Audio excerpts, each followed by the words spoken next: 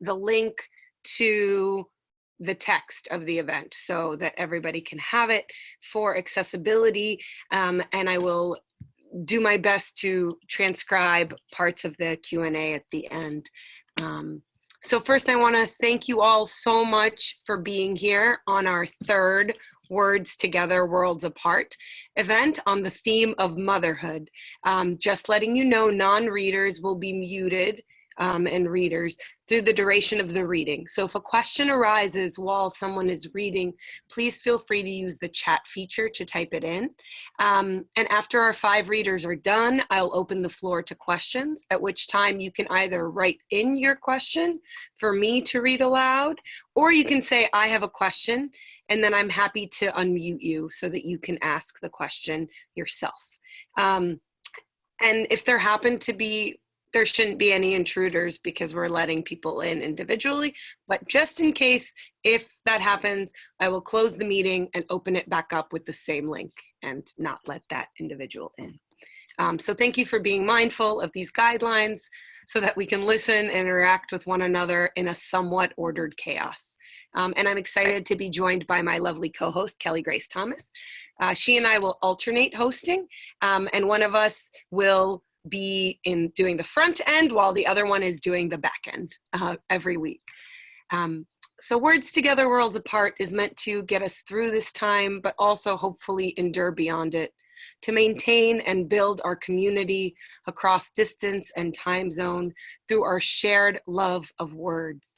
Every 2 weeks, poets will share their work around a theme. And right before Mother's Day weekend, I'm so excited to bring you incredible mama poets tonight. After the reading, I will leave you with a prompt to write your own poem responding to the theme. Follow the reading series on Facebook at WTWA, and I'll just post this in the chat, 2020, and Twitter, same thing, WTWA 2020. And also there's a suggested $5 donation to support the reading series and its readers, which can be paid through Venmo and PayPal. The funds raised will be distributed among the readers and the series. Contributions are always welcome, but never required.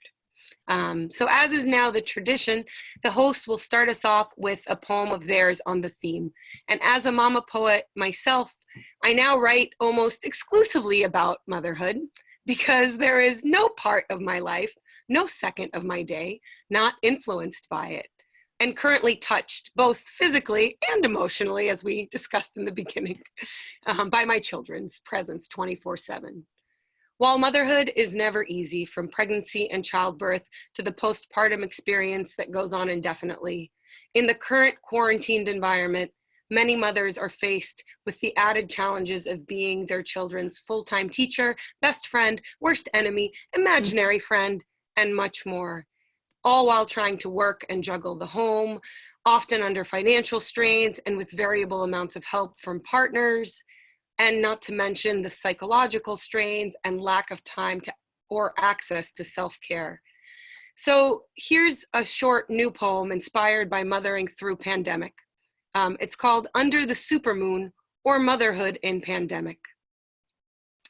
I'm only alone now when I walk the dog, that 4-block loop around our home, and the moon is full and haloed pink because what animal, when alone, doesn't look up to the stars in wonder or hopeless wishing?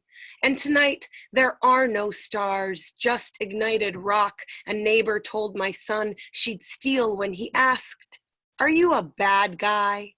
And she responded, "Only at night." Oh, how we let ourselves be bad, only when we think no one's watching, when even light is this uncertain crescent glow between lonely and abandoned, and we are held by longing to be alone long enough to steal that moon. I'm so grateful tonight for this pseudo alone time with all of you. And our incredible readers, Traci Brimhall, Camille Dungy, Sonia Greenfield, Keetje Kuipers, and Airea D. Please support these amazing poets by purchasing their books through independent bookstores or directly from their publishers. Authors and small businesses need our support now more than ever. So let's begin. And throughout the reading, I'll be posting links to the books. Let's begin with Traci Brimhall, who is the author of 4 collections of poetry. Come to Slumberless from the Land of Nod, Copper Canyon Press. Woohoo, just out, you can buy it. I'll share the link. Saudade, Copper Canyon, also Our Lady of Ruins from Norton, and Rookery from Southern Illinois University Press. Her poems have appeared in The New Yorker, Poetry Slate, The Believer, The New Republic, Orion, Best American Poetry. She's received a National Endowment for the Arts Literature Fellowship and is currently the Director of Creative Writing at Kansas State University. Please give a big welcome to Traci. Thank you so much, Julia. I don't know if I told you this, but my son and I read one of your poems, and he said, so a poem doesn't have to have real things in it, but it still has to tell the truth. Because then we were figuring out what a poem was, and that was his definition based on hearing your poem. So we talked through each line, and that was his definition. So while he is not around and is in the bathroom, I want to start off with my first poem, which has one of the things I think people don't say much about motherhood, which is motherhood and sex, or also sex while pregnant, which is in this poem. And while, of course, that should be so many levels of different connection, I also just want to point out that the poem is called Self-Deliverance. Even amidst carrying a body and sharing a body, that it's still a poem with that kind of a title. So this is my first poem, Self-Deliverance. Can I say it? I am of a darker nature, one that might ask a man to do something worth repenting. Say a whip, a harness, say pleasure any way I want it. I want a body with another body to say more than words. The light furrowing of nails on shoulder blades to signify you and forever, and yes. A hand on my breast to signify I want you like a pious woman wants God's middle finger to scrape the psalm from her tongue. The child I carry turns in the dark of his first loneliness, thumb in its mouth, learning what it must. I'd like to think that love for one kills desire for all others. I'd like to think my doubts prove I hunger for the eternal, but I am wet and sapphic like any good sinner, all sad cry and gentle astonishment that a body with another body burns brief and desperate as prayer. So I left a few choices up because I was only going to do 3 poems, but I put 4 up there because I wasn't sure. But I think I do want to go straight to the next one for anyone using the text and read Oh Wonder.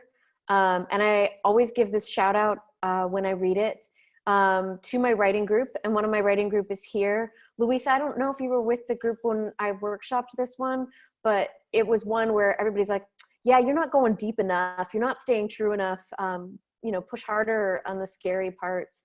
And I'm really grateful that I have people in my life that push me to say the truer thing.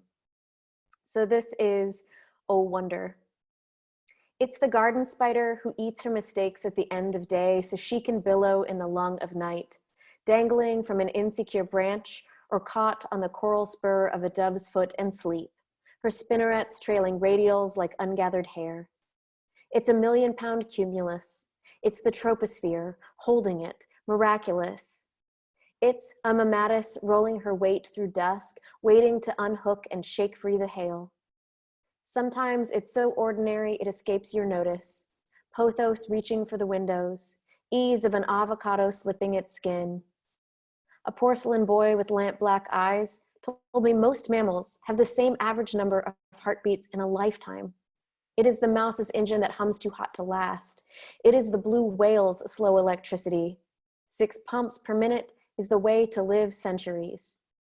I think it's also the hummingbird I saw in a video lifted off a cement floor by firefighters and fed sugar water until she was, again, a tempest. It wasn't when my mother lay on the garage floor and my brother lifted her while I tried to shout louder than her sobs. But it was her heart, a washable ink.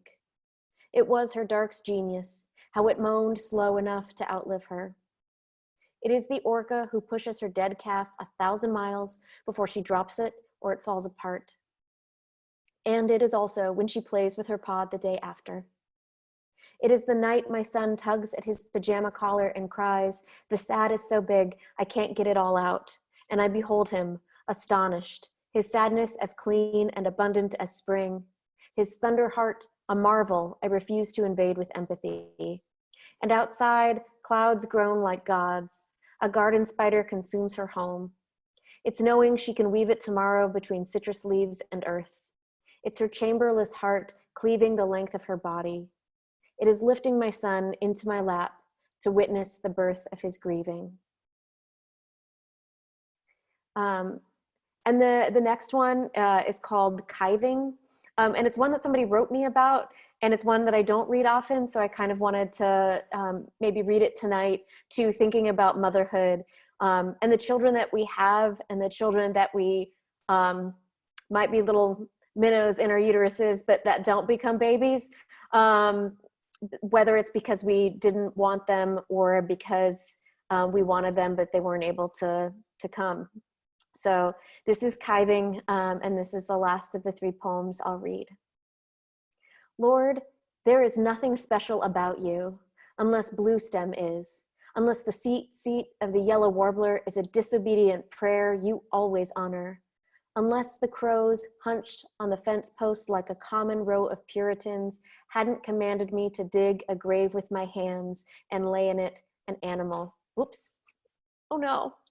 Hadn't commanded me to dig a grave with my hands like an animal and lay in it a guest. Too much breath.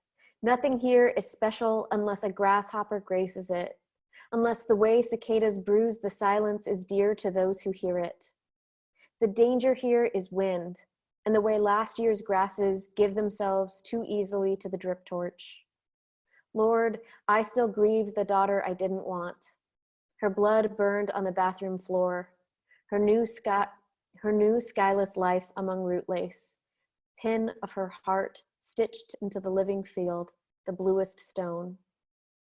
There is nothing special about her unless grief is special to those who carry it. My God, who knows what it is to lose a child, I lie in the ground as if I'd made a burrow and not a burial, as if all sleeps are hibernations, as if all this weeping is waiting for the new season to brighten the ground around me with snow. Thank you.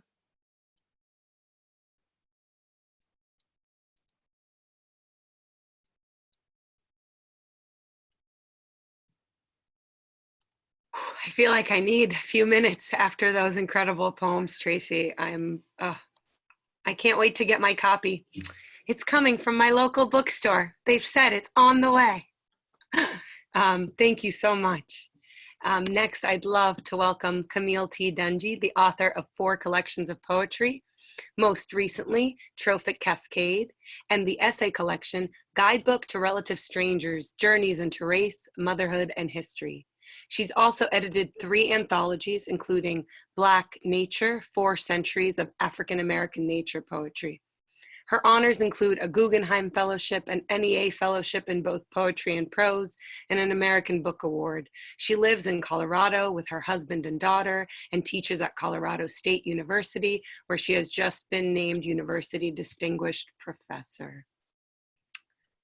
And let's unmute you and spotlight. Hello. Thank you, Erica. I haven't heard that phrase out loud. It was just announced yesterday. So, Julia, you're the first person to say those words out loud, the University Distinguished Professor thing. So thank you. It feels lovely to hear that in the space of other mothers who understand what it means to try and juggle this one love of ours that is writing with these other loves of ours that are these humans who we're trying to raise in this world. So thank you. I'm going to read 4 poems. I'll start. There are these moments of permission between raindrops, space, certainly, but we call it all rain. I hang in the undrenched intervals while Callie is sleeping, my old self necessary and imperceptible as air.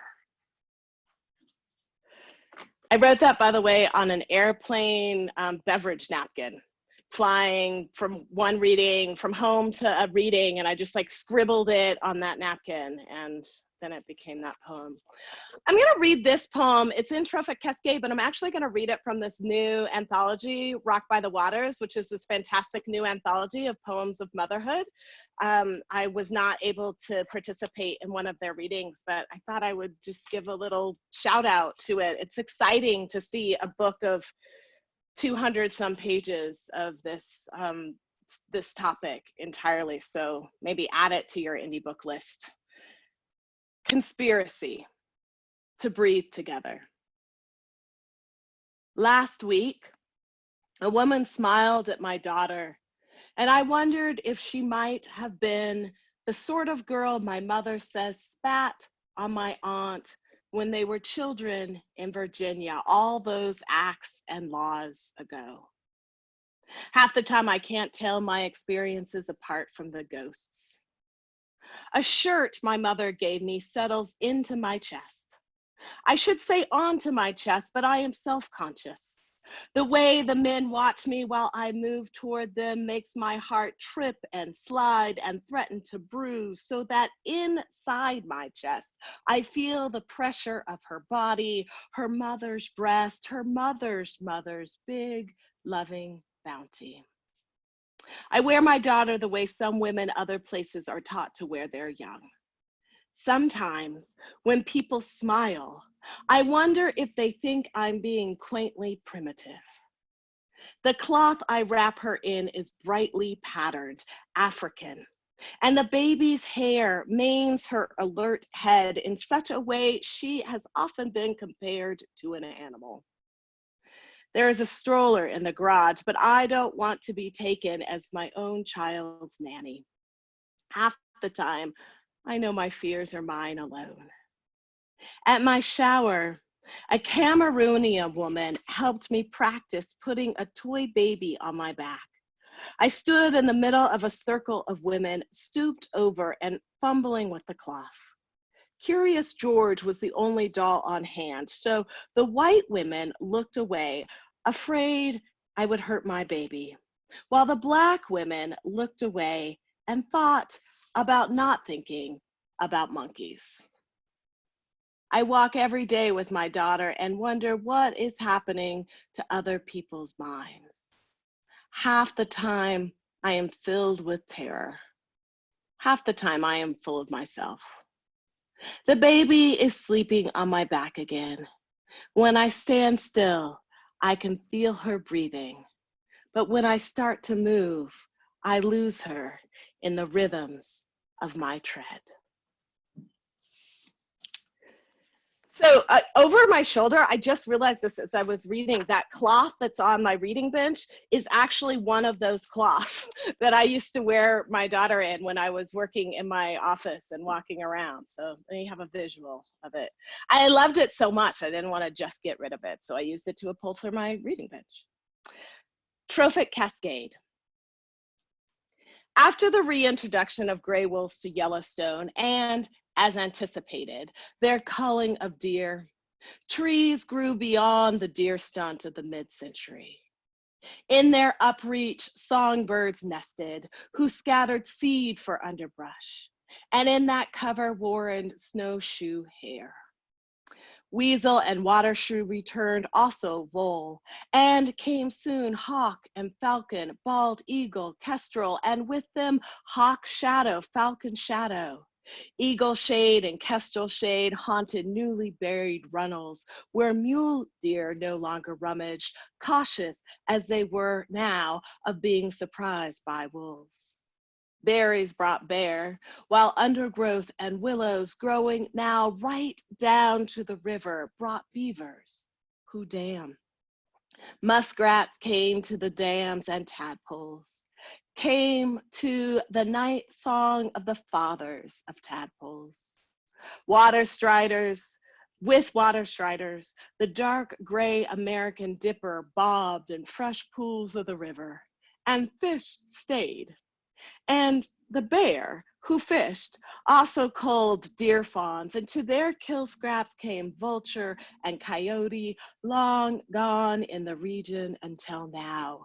And their scattered seed, and more trees, brush, and berries grew up along the river that had run straight and so flooded, but thus dammed, compelled to meander, is less prone to overrun. Don't you tell me this is not the same as my story. All this life born from one hungry animal, this whole new landscape, the course of the river changed. I know this. I reintroduced myself to myself, this time a mother, after which nothing was ever the same. One last poem with a statistic that may or may not freak out all of you readers and listeners. The average mother loses 700 hours of sleep in the first year of her child's life. Or what that first year taught me about America. Most of us favor one side when we walk. As we tire, we lean into that side and stop moving in a straight line. So it takes longer to get anywhere, let alone home. In wilderness conditions where people don't know the terrain, a tired person might end up leaning so far into one side, they'll walk in a circle rather than straight ahead. It can kill you, such leaning, and it can get you killed. Rest helps. I told my husband, I walked in a circle in my mind, but you came out okay.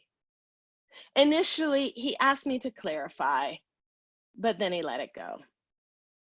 Who wrote that first, "If you lived here, you'd be home by now" sign? It seems I'm going to have to move. I'm tired and also sick of helping other people in lieu of helping myself. Rest now. It's really not that bad. We're in the home stretch. That's the mind of a parent. Relentless optimism in the face of sheer panic and exhaustion. Thank you.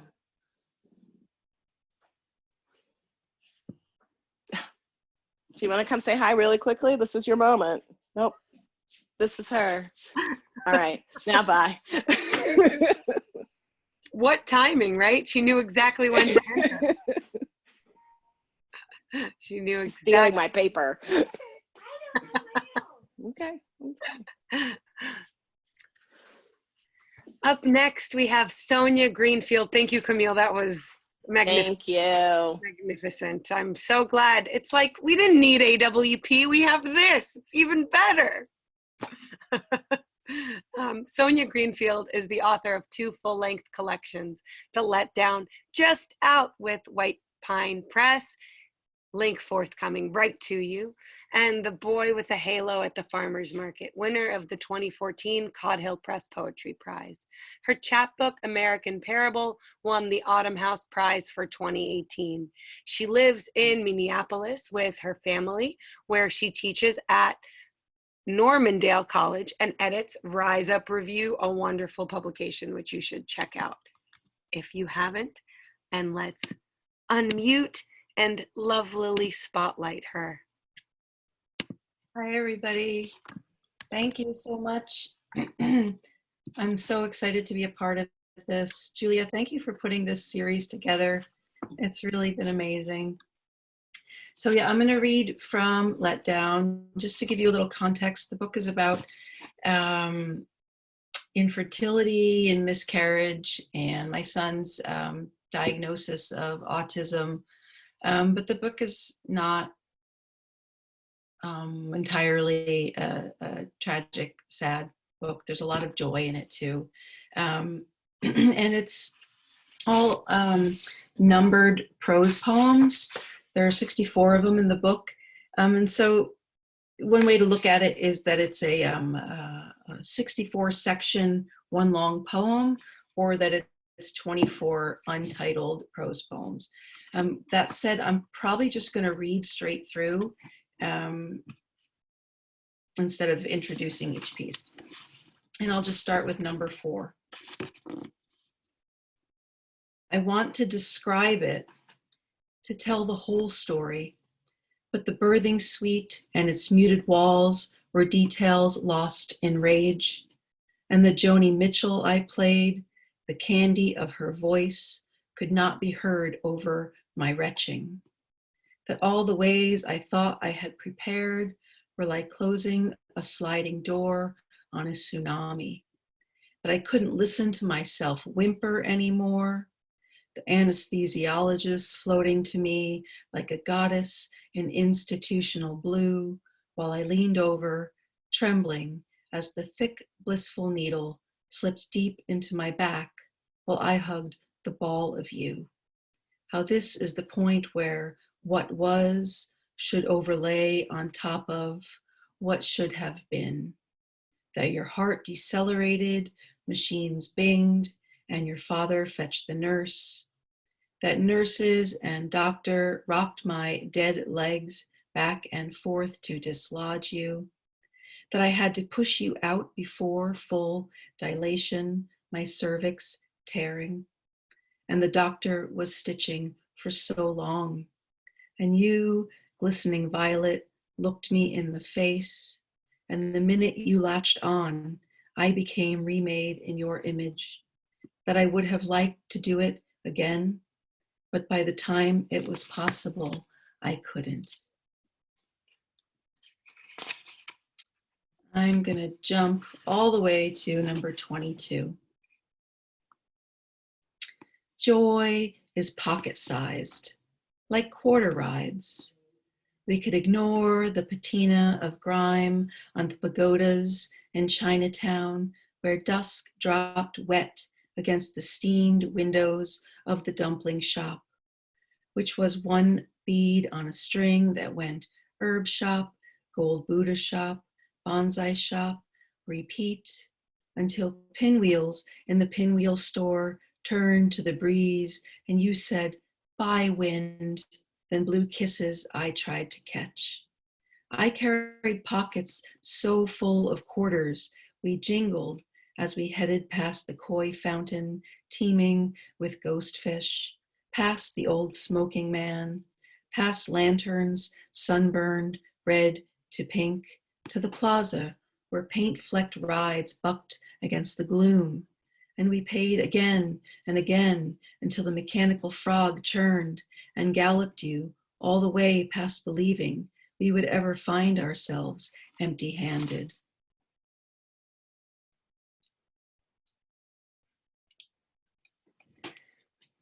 Eyelash decided to jump into my eye right at that point. Okay, number 23. EEG creation date, 15/29/39, August 23rd, 2012.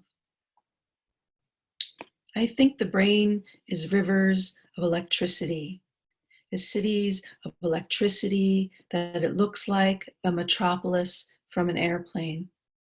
Your electricity is learning new routes, like how to work around glioses, little scars, little scares. Your EEG is a paper of squiggly lines, a code, each line telling the story of impulses, some lines quivering with uncertainty. In the office, I said, look, now you get to become a robot, as the tech gelled wires to your head. I said, look, you are a handsome sheik who must be still, with a white sheet wrapped around multicolored wires, plugged into a silver box with a heavy cord leading to a computer that wrote 31 lines about your brain. I said, look, the computer just wrote a poem about your legs and how they have a mind of their own. I said, let's beep like robots. I said, don't move now. I said, okay, tell me how old you are again. You said, free. That's right, free.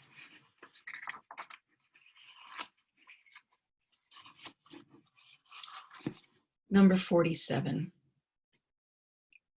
Deja vu was the same bright red gem of blood on the toilet paper, the same profound cramping, the same newsletter saying my fetus was the size of a poppy seed. So early, such an ovum is just a whisper of maybe. One can barely call it a miscarry when what is carried is just a speck of desire embedded in blood. That night you curled in the dark of your bed as my face glowed by computer light.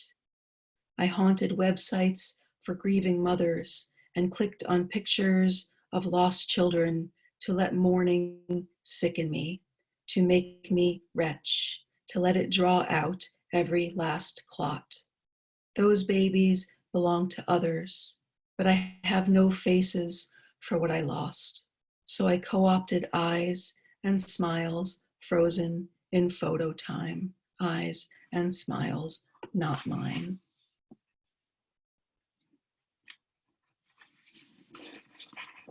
And this book is written in the second person, sort of. It addresses my son through it. So there's a lot of you in the poem. But I do have a couple places where I let my son come forward and speak.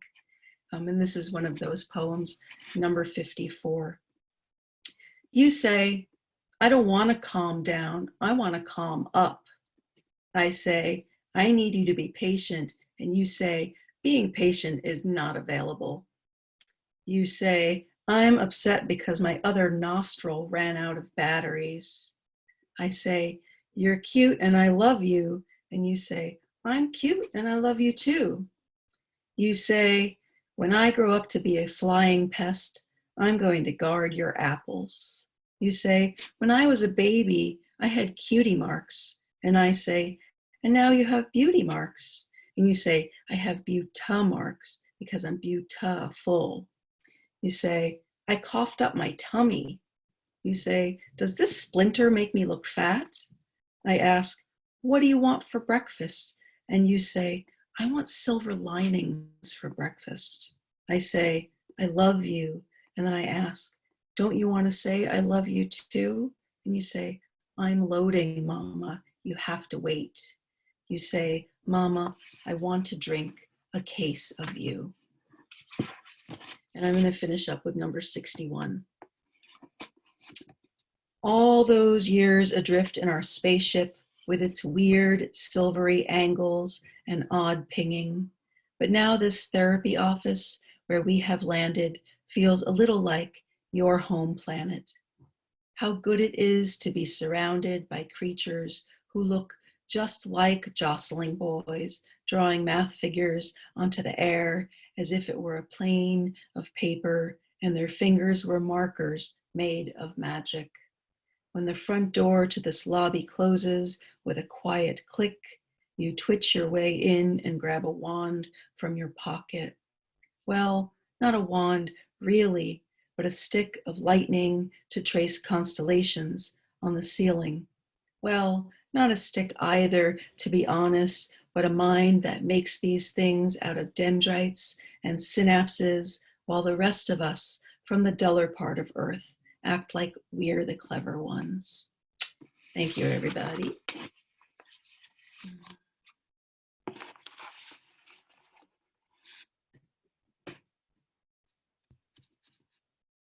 Thank you so much. Sonia, you're so kind to only, steal from your son in certain moments. I feel like I just get all my poems from my son's mouth. I just steal it all. I'm so excited to welcome Keetje Kuipers, who is the author of 3 books of poems, a former Stegner Fellow, and a University of Oregon grad like me. It's not in her bio, but I'm putting it in there because we went to Oregon, but not at the same time. So her work has appeared in the New York Times Magazine, as well as the Pushcart Prize and Best American Poetry anthologies. She is the editor of Poetry Northwest and will be visiting professor of creative writing. Oh, that's exciting. I didn't know this, at the University of Montana in 2020 to 2021. You're going to be in Montana. Wow. And I will be posting links to where you can get her gorgeous books. And I cannot wait to hear her read again. Unmute and spotlight. Thank you guys so much. I already feel like I'm gonna cry, so I'm gonna try to say this without crying. Oh, see, now I'm already crying. Erica Miner, who's here somewhere this evening, has heard me say over the last 8 weeks that I don't really miss people, that I'm good, that I lived in a cabin by myself for 7 months in the wilderness. This is nothing. But then I have an experience like this and I really miss people. I miss not the people I see at like first grade drop off, like in the parking lot. I still don't miss those people, but I miss you people. I miss the poets and the thinkers and like the feelers, the people who feel things. I miss people who feel things. So anyways, thank you guys. All right, beyond the crying. Okay, so I'm gonna read 4 poems from my most recent book, and so I'm gonna skip over a couple that are in the document, and I'll tell you when I am. This is Still Life with Nursing Bra. Fall open, unfold me. Hook and eye undone with one hand, fingers that know their way now in the dark. You contain me, underwire circling my breasts in half bangle, like the copper bracelets, lemniscating wrists of women who've never worn bras, never held back their multitudes. You of the hidden crabapple bruise yellowing on my chest. You of her ecstasy, eyes rolled back in her head, hands in her sweat-damp hair. You, milk that rivers down my skin, shimmering of hunger, the want of a wet mouth. Nursing bra, black, nude, electric orange and lace trimmed, tucked in the back of the drawer or hung dangling from a doorknob. I once fumbled with you, stale of the dentist's lobby, cut by a thin mewling that made us all shiver. The waiting room's terrified ripple as I struggled with the clasp that kept me from spilling open. Instead, the leaking through, a sticky flower blooming down my chest until I wrenched you free, flapping and fearless, one wing taking flight from my breast.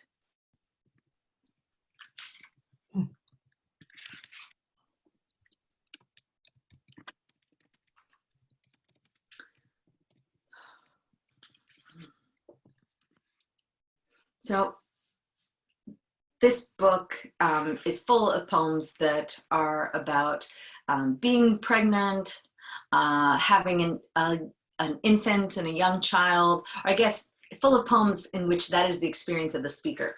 But many of the poems are not about those things. They just have those things in them. And so motherhood for me has become a way of writing about everything else in the world. That is true. Getting the baby to sleep. Sometimes the baby can't reconcile the self with the self. Too hungry to eat, too tired to sleep. I know the feeling. Oh, America, on those nights when you are too beautiful for me to continue to forgive you any longer, for allowing us to kill each other with your graceless bullets, or exile our neighbors across the fences of your fictitious border, or argue over the ownership of each young girl's body as if its freedom is a lie she must stop telling herself. Then, America, I go out into your radiant arms. The baby and I drive through your streets, over the bridge and its light-chipped waters, under a moon so big, so full of itself that though I know it belongs to the world, it can't be anything but American. I hang my arm out the window and skim the air like touching skin. I breathe you in, and the baby sleeps.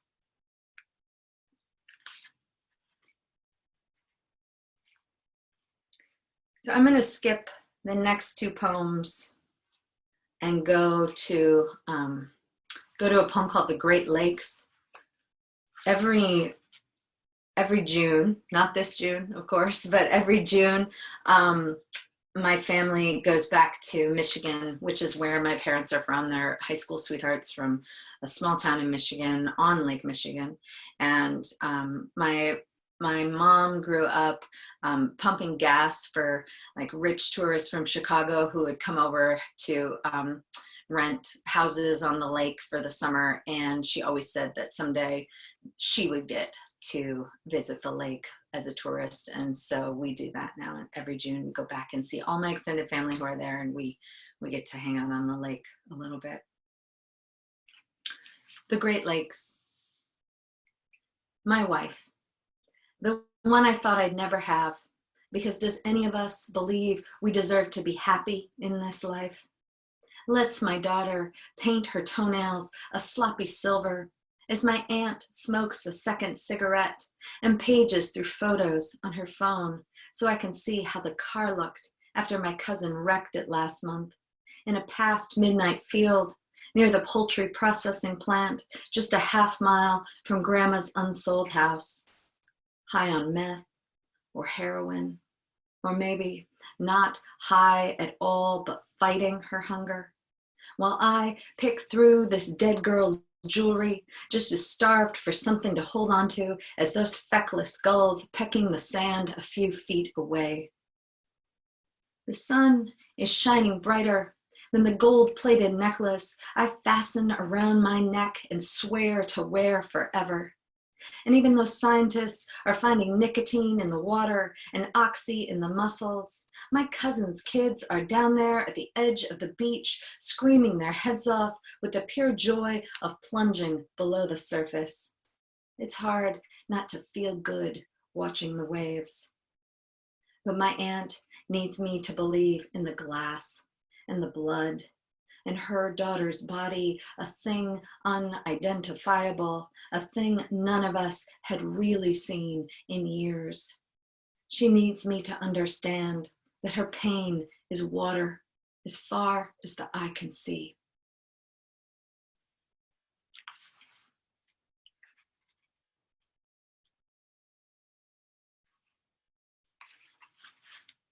I'm going to finish with my daughter's favorite poem from this book.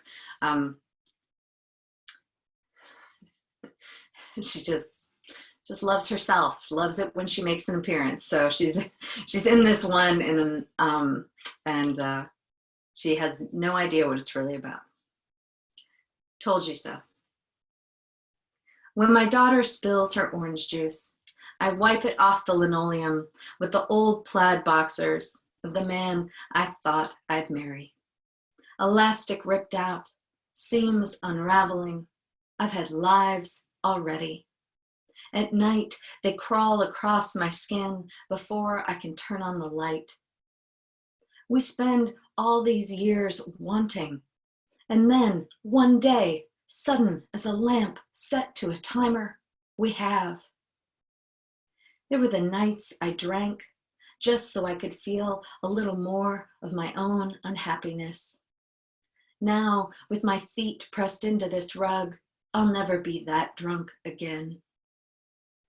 Before I went to the clinic to get pregnant, I cried onto the shoulder of an old flame, worried that whoever I loved next would never know my body when it was beautiful. How could I have been wrong about so many things? Thanks for letting me have some feelings tonight, guys. It was really fun to be here. Have all the feelings. Oh.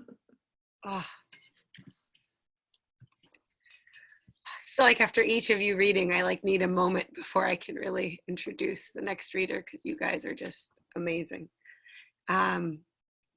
Our final reader tonight is Airea D. Matthews, who is the author of Simulacra, and I will post the link, available from Yale University Press and winner of the 2016 Yale Series of Younger Poets, selected by Carl Phillips. She received an MFA from the Helen Zell Writers Program at the University of Michigan, a Cave Canem Fellow, and a Kresge Literary Arts Fellow. She is a founding member of the Riven Collective. She is an assistant professor of Bryn Mawr College and lives in our glorious city where I live, in the city of brotherly love in Philly. Welcome. Unmute. Thank you so much for inviting me. I'm really happy to be here tonight. I think because, one, I love your company. I realize how much I miss hearing words, like hearing other people speaking, and not needing to, I guess because of all this homeschooling, it's like people's talk and then you have to respond to them, right? Your kids need something, and it's like immediate response. And so this gives a moment for everything to sink in before needing to say anything, or not needing to say anything. So it's kind of like this beautiful liminal space in this really weird time that we're in. So thank you for curating this, Julia. I really appreciate it. I think I'm gonna read 2 poems from Simulacra, and then I'm gonna read a couple of new poems if I have time, or maybe just one new poem. Simulacra is essentially about existential longing and thinking about oneself in fullness, right? So we aren't all just mothers, but there's so many other dimensions to our identity. And I think a lot of times we get, described as one thing, and then we're narrowly constrained in that identity, whatever that identity is. It could be Blackness, it could be motherhood, it could be anything. And so the book really tries to address some of those, to break out of narrow constraints and to address some of those issues, not the least of which is mental health as a mother. I'm going to start with Psyche on Prozac. The prescribed sleep makes her hear everything clearly. Gone are nights of grand departures and warring gods vying for last words. This strange season brings acute sighs of grubbed out thistle and ragworts resisting asphyxia. She feels little about the vacancy their slow death offers, rows of poppy seeds and chickpeas she might plant. She feels little at all, actually. Infernal torpor. Hasn't even considered why every mirror is veiled by gauze, singed by the lantern's flame. She has only the vaguest memory of her former self, or how that otter smooth arrow scar on her arm got there, or how Venus thrust her head against the cellar floor. She can't see the welted geometry worries whip marks left on her back. Time, that immaculate housekeeper, long since removed the yellow tape, mopped blood pools and dusted crystal vessels filled with black rank water and gales. All the gods who saved her have new caseloads. Her sisters have washed ashore. Pleasure is crying, starved. Tonight's supper is burning again. Psyche opens the oven door, places her bare hands on the calphalon pan spilling over with ambrosia again. Tells the family it's time to eat. They gather round her. Cupid doesn't notice her blistering scalds or know she revels in being scorched awake in the moments before giving thanks for their darkened portion of forever. There are limits to what even love can know. This next poem is about my grandmother, who spoke in a very similar, had a very similar turn of phrase as Gertrude Stein did. And a lot of that really just had to do with the fact that my grandmother had a 5th grade education. No more than that. Came up in the Great Migration, settled in New Jersey, where she got a factory job and worked for very many years, making very little money for a whole lot of work. And I remember when I first read Gertrude Stein, the diction seemed familiar to me. It seemed like a familiar tongue. And a lot of that had to do with the techniques that Stein was not so much introducing, but in my opinion, appropriating. So this is called If My Late Grandmother Were Gertrude Stein. 1, Southern Migration.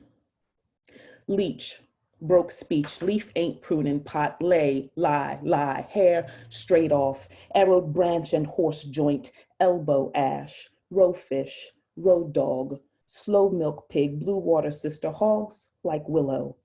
Weep crow, weep cow, so bug, so narrow, inches away, over the bridge, back that way, fur needles and coal. Black hole, black out, black feet, blame, long way still. Not there, here, same. 2, feed the soul. Old crow, liquor, drink, drunk, girdle, grits, grit, tea, get shaved, shooked, shucked, shit, flour, lard and swallow, hard edge, chew, chip, tooth, bite, tool, chip, bite, bloat, blight, seat, blight, sit, tea, be light, city, downtown, dim, slight, dark, old ark, new work, nork. Lark fed cornbread, bed feather back, Sunday shack, church fat, grease glove, dust rub, cheap heeled shoe, window seat, mirror eye, window, when though. Wind blow, November, December, no cinder, no slumber, no summer.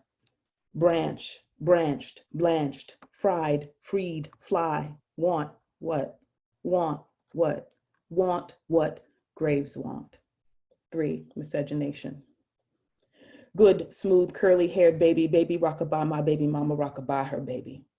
Wrestle the earth, baby, no dirt, no. Dirt shine neck, porcelain, tin, tarnish, powder, milk, pout her, milk, powder, silk inheritance.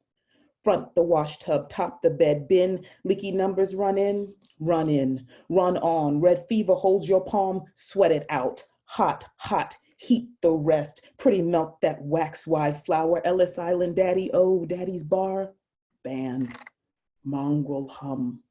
Come now, little bones bend, old crack, creak, crank, crick, curly Q. Fuck them, then fuck them. You hear me? Good haired baby? Walk through. Half of you belong. 4, on Gertrude Stein. Who? Bills mount. Picasso who? Matisse who? Mortgage, no currency, canvas, pay, brushes, stroke, bridge, brittle, blend, 10 miles, daybreak, 10 miles, they break, we broke. No brick, widgets in the envelope, no railroad green, agriculture, pea snap, earth under nails, spine and stilt, woman, roach kill, heel, woman, roaches in the crawl, woman, creep, keep, 5th grade, where, everywhere, we're everywhere, anyhow. We sacrifice and hammer, they sacrifice the hammer, never. Axe and hatchet make callous, hard hand, prison pen, privilege, prison, privilege pin, bar, thorn pin, pine, cross, crown. Wait. Iron is harder. Chicken fat can is full of spark kill, or spark coal, or spark cull. Ho, heave, holy, heavy, lights genius. That is that, Gertrude. Who?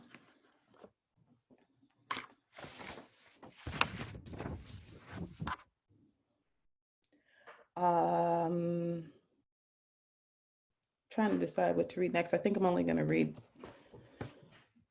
okay, I guess I'll read 2 more, but they'll be short. His Eye on the Sparrow, after Hanif. I guess Black people can write about flowers at a time like this, since every poem turns on itself, starts one way and ends another. We see it in nature too, how seed turns to leaf regardless of its earth, or the thought inside my head blossoms into a hyacinth with as sweet a scent. I dream of Mamie Till often. She walks the church aisle towards her son's body while wisteria bloats the casket's brim and papered bougainvillea bracts emerge where his eye once was. An entire garden from the nutrients of the body's soil. And then too, all those birds that circle Emmett's pillowed corpse. So many in the tabernacle. Not harbingers of his God's descent, not refugees fleeing his body exilic, but ecstasy's round arrows. We living have it all wrong. When eternity's concerned, sparrows don't take leave. They fly into you.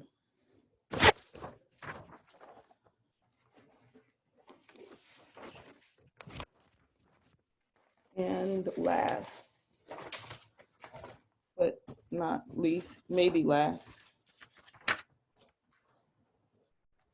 Well, since I can't find the first part of the poem, we're gonna read a different poem. How about that? This is called Legacy. And then there are those who, in the words of artist Mendel Black, inherit rebellion. Large lots of unbeing passed down one generation to the next.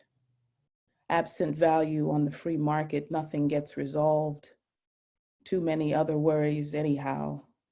The who, what, when, where of basic living. Simple names are expensive. It costs too much to be pronounced. But yet, best yet, to curl under the weight of obscurity. Put on the full armor of mundane gods who see fit to have their heirs waste away among brothers fattened from lamb. That's it.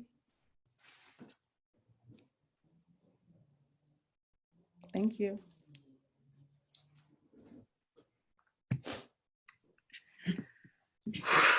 What a reading, right, everybody? I can see the nods. I'm so excited to have us all engage in a little bit of conversation, but for the many writers in the room, I'm sure, here is a prompt for you, as is part of this reading series, to connect us and to give us something all to investigate. So the prompt is to investigate a mother's name, to write a poem that explores the name of a mother, its history, origin, geography. It doesn't have to be your own mother's, but it could be. Maybe it could be your name if you're a mother. Think about the power and powerlessness of naming, everything it gives and takes away. How does this relate to mothers and motherhood? And I think this prompt comes in large part to you, Airea, because that poem about your name, Airea, Rise, I just can't, I still hear it. I hear it that time that you read it. And I think there is so much in a name, and I challenge others to explore that. So if you have questions, I would love for you to type in the chat, like, I have a question, and I can unmute you and you can ask it, my cat. And if you don't want to ask it yourself, you can just type it in and I'm happy to read it for you. I'm gonna unmute all of our readers so that they can ask each other questions if they would like.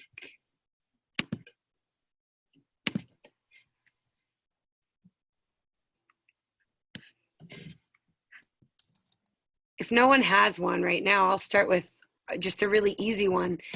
Given your increased burdens of motherhood, joys of motherhood, whatever word you want to use for them, how has this affected your writing currently? Are you producing a lot? Are you producing a little? Everyone's having such a different response to the way they, are approaching their own writing or their own reading in this time. And so I'm sure a lot of people would love to hear from you.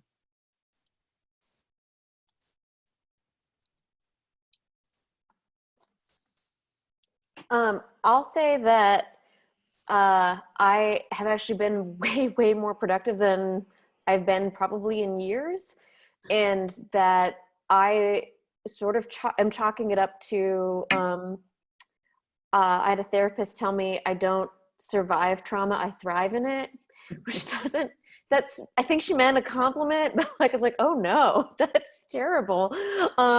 So I think that under great stress, I tend to do really well. And at a time that isn't now, I'll like go back to therapy and examine like, why am I attracted to crisis? Why do I become more functional in those situations? And can unpack that at a later time. But for now, I'm just going to ride that and let that be maybe a bad survival strategy, but one that's working for me. So. Can we switch back to the other version? So, because I couldn't see Traci. The It speaker. didn't pop up to her. Here we go. speaker. Yeah.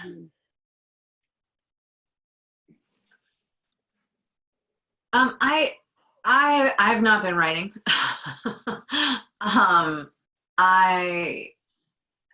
I feel like this entire experience, every week has been so different. Every day has been so different. I mean, they all run together into an endless monotony, and yet the days that are good are such good days. The days that are bad are such really, truly horrible days. And so there's this incredible difference between the magic and the desire to flee.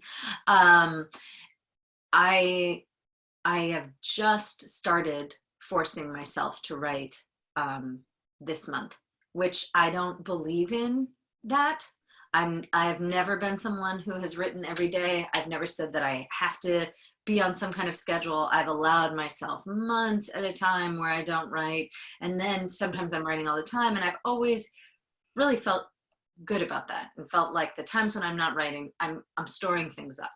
But I'm making myself right now because for the first time in my life, I don't think I'm storing anything up because there is nothing, there is no engine in my days. And if there's no engine, if there's nothing running, then what kind of energy can I possibly be creating and saving for my work? And I'm not. So I have to, I'm forcing myself to write, and it's pretty ugly and feels very useless a lot of the time. And yet it feels better than actually being useless, which is what I feel like I am the rest of the time. So I am writing something that someone might call a poem a day. I wouldn't call it a poem, but maybe someday. I am also writing most days, not every day, but I'm trying to write fairly regularly. And partially just because I want to be a writer, right? Like that's a thing that I value. And I feel like things are happening that I want to capture on the page. So I journal, and then that journaling spills over, and I'm trying to read more than watch the news and be on social media and get the news that way. I'm really trying to read as before I go to bed and when I wake up in the morning, to center myself in what I do value in the world as opposed to all of that other noise. But another reason that I'm trying to write, and I'm blessed with a husband or a partner who makes sure that this can happen. Also, it's probably survival on his part because I'm really horrible to be around if I don't write regularly. But that doesn't have to be the case. But one of the reasons that I'm really trying to write is I asked my daughter a few weeks ago, if now that we're all home, if our lives look like what she thought they look like, right? If the kind of life of her two professor parents looks like what she thought it looks like. And she said, not really. She kind of thought that when she was at school all the time, we were just partying. which was just like a sweet idea. Like she just like thought that we were sending her off to school because we were busy, but our busyness wasn't really anything important. And so I heard that and I realized, oh wait, I actually have to be busy doing this thing that I value then, right? Like I have to show her that this is work that I'm doing, that it's important, and that it's something that I need to prioritize, and that when she finds things in her life that are valuable and important to her, that she has to prioritize those as well, and she needs to find people around her who will help her do that. And so partially it's obviously self-serving because I want to be a writer, but partially it is a modeling issue for me, that I want to model for my daughter that when I'm writing, I'm doing work that is important, that deserves this time.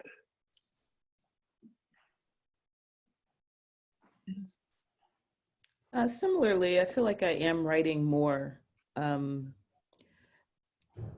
just because I write when I write to understand things. Yeah. I don't really understand anything right now. Like, I feel like I'm trying to ask questions of something larger than something outside of myself. So I do find that I'm writing a lot. I also find that I'm playing a lot with form, which usually if I were to write something, I would just write it and then try and wedge it inside of a form at a later date. Or if it just came naturally inside of a form, just let it be. But right now, and by form, I mean kind of the visual structure of the poem right now. Not so much the received form, but the visual structure of the poem. And I think that I'm working inside of that just in this moment, because I'm trying to teach myself something new, right? So, and I think that's important to try, you know, when you don't understand something, what can you do? You try to teach yourself something new. I mean, you're either the answer is going to be new to you or the way that you find the answer is going to be new. And so it's helping me it's helping me a great deal to kind of deal with the everyday realities of how hard it is for me, and I think for all of us, to not have something you can look forward to. You know, I wake up every day and do the same thing, essentially. You know, it changes by degrees, by very slight degree, but I wake up and do the same thing. And for someone with my personality type, that's deadening. And so I'm trying to find ways not to feel numb to what's happening and to still ask questions of what's happening. And the writing is really one of the few ways that I can do that. And working inside of like Photoshop and Illustrator and teaching myself those applications, it's been really helpful for me. Yeah, I'm not writing. I'm reading a lot of dopey. I'm reading dopey murder mysteries, one after the other. And my big project right now is homeschooling a child with special needs. So like that's what I'm working on right now, every day. And I find that trying to squeeze in time to do writing on my own isn't working out so much right now. But I'm taking a lot of notes on things that I want to write when I get around to writing them. And I also have this fantasy about going into my files and editing all of the poems that didn't quite work out. But that hasn't happened either. And now I'm hearing that all of my kids' summer camps are going to be canceled one after the other. And I'm like, when am I ever going to be a poet again? I don't know, someday maybe. So, but you know what, right now I'm putting my son's education in front of my own writing at the moment. And I'm okay with that because that feels like that has to come first. So anyway, that's me.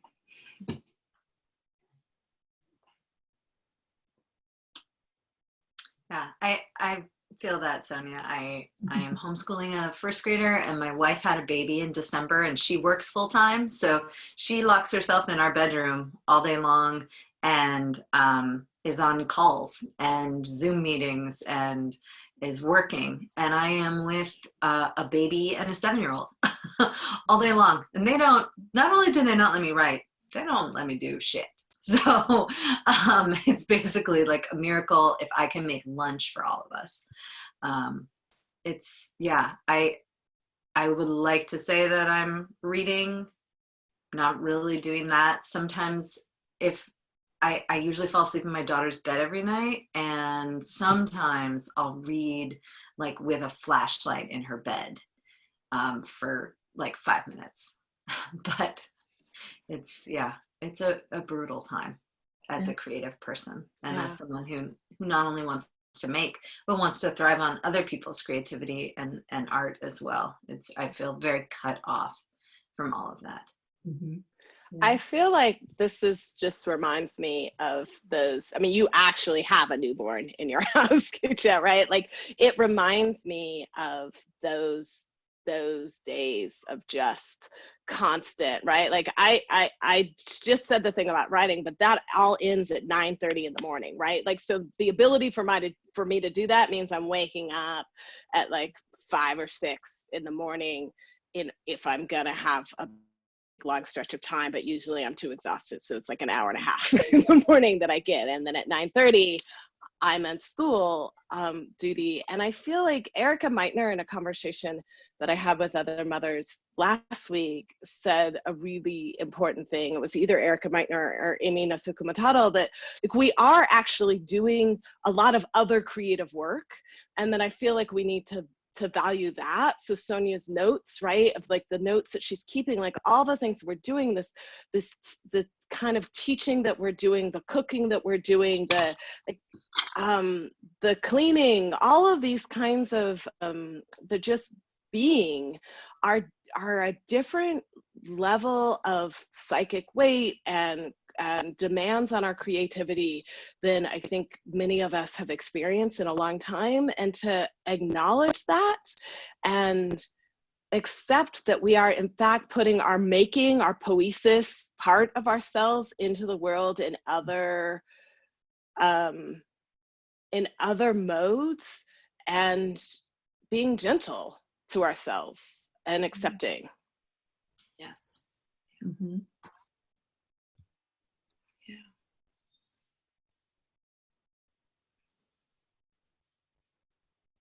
There was an earlier question that was higher up about, do we have exercises that lift the burden of pressuring ourselves to write or even read if we don't have the space? Finding it difficult to focus and sustain lately, and the frustration that comes with feeling that pressure to be creative or to make. I think the thing that just occurred to me was, since Erica's come up, I've been in a writing group with Erica, and we've just done, or I've just said, I can't write a poem a day, but I can send a blob. So like, I'm not trying to make poems. I'm just like, here's a thing. And I did actually for Poetry Northwest, I did a whole like post about failure and writing failures, and like every grief poem I ever wrote was a failure. But the idea of like, I just want to make 10 failures, right? Like I just want to try this. And if we stop calling what we're doing, we're not trying to make poems, we're just trying to make blobs. Or I really want to write a failed grief poem or failed grief lines today. And just doing that. The other thing that's been working for me is list poems. So like I've written several list poems that just say today, today, today, today, which just sort of like in that pandemic diary way of just like recording things that I'm noticing, because I want to, this is why I give myself permission to fail, especially in hard times, because I don't want to forget. And even the things I've managed to scrape out of myself during the worst times of my life, I've been really grateful later that I got them down. So those are a few tricks that I try sometimes, is what I call it, or a list poem, those kinds of things. I have a friend who she's told me last year, she's like, I do New Year's resolutions every year, but she's like, but this year my New Year's resolutions, she's like, I'm pasting them up and they're gonna all be things that I already do, so that so that I feel a sense of accomplishment because I've already done them and I've like achieved my New Year's resolutions. So I feel like giving yourself credit for the things you're already doing, like I did read for 5 minutes today. Like, yes, that was an act of me being a participant in the artistic and creative world. And like, I had an idea and I jotted it down on a scrap of paper and it was one line, but look at that. I made a line. So maybe it's sort of like acknowledging that even though you are not, accomplishing these things, you're not writing these complete poems, you're not, revising a manuscript necessarily, acknowledging that yourself as a thinker and a feeler, and in these tiny ways, still a participant in this, world of making and creating, that you probably are already doing those things in small ways, and saying like, yes, self, you are doing it. I think that might be a way to feel, not only feel good, and this is a pep talk I'm giving myself, but not only feel good, but also I feel like when I acknowledge that I'm doing those things, I can do them a little bit more.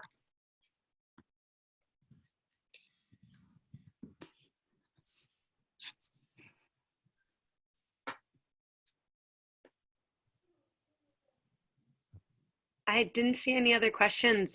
Before we end, do any of you have any questions for one another based on that incredible reading?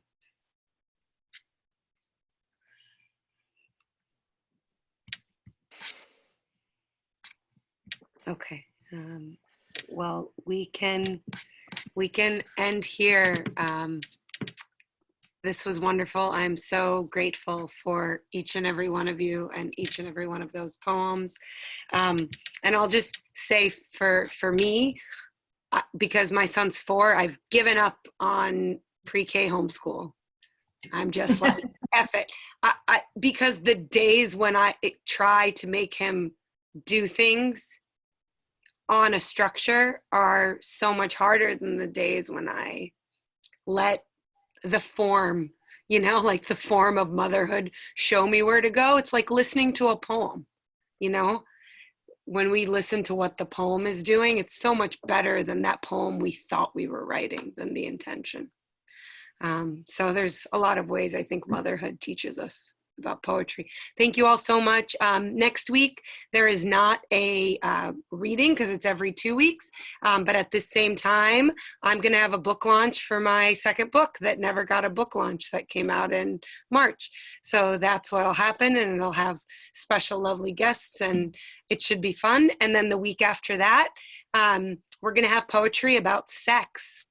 Hopefully. I'm waiting to confirm all the readers, but Erica should be reading, and Rachel, who's here, should be reading, and a lot of other lovely readers, because who doesn't want to hear about, Erica's confirming right here. Yes, all good. It's going to be so good, guys. So May 20th, come on back and hear poetry about sex. Thank you all so much for being here. Thank you for having us. Thank you. Bye, everybody. Thank you for coming. It's pretty great to see all those names. Everybody, I'm going to unmute all in case you want to all clap, because everybody's friendly. Yes. All clap. These strict security measures come from